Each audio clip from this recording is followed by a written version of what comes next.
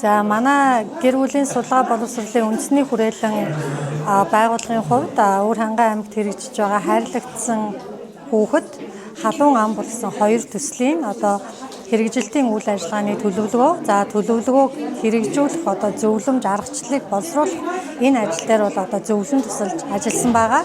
За мөн энэ ажилдаа уялдуулаад Өвөр Хангай аймгийн гэр бүлийн харилцааны өнөөгийн байдал тулгамдж буй асуудал сэдвт суурь судалгааг бол хийлээ. За судалгааны зохион байгуулалтын ажлын хүрээнд бол бид судалгааг аймгийн хүүхэд гэр бүлийн хөгжил хамгааллын газартай хамтран бүх сумдын хүүхэд гэр бүлийн нийгмийн ажилтнуудтай мөн хамтран ингэж зохион байгууллаа. За нийт 643 үрхийг хамруулсан анкет асуулгын болон чанарын судалгааны ийм аргыг хослуулан хийсэн судалгааг хийгээд өнөөдөр үр дүнг танилцуулж байна.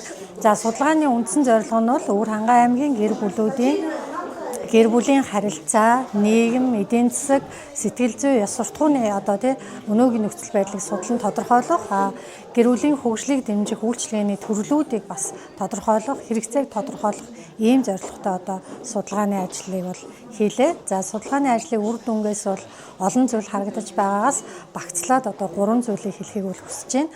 За өнөөдрийн гэр бүлүүдэд тулгамдарч байгаа хамгийн гол асуудал бол эдийн засгийн асуудал байна гэж судалгаанд оролцогчид маань бол үзэж байна. За хоёрдугаар асуудал маань бол эдийн засгийн асуудлаас шалтгаалсан гэр бүлдээ цаг гаргаж чадахгүй байх, ажлын ачаалал ихтэй байх, стресстэй байх, бухимдалтай байх, гэр бүлийн харилцааны зөрчил, гомдол бий болох, гэрээсээ хол тусдаа ажиллах гэх мэтчлэнгийн гэр бүлд ээлгүй нөхцөл байдлууд бол бий болж байгаа гэдэг нь бол харагдаж байна.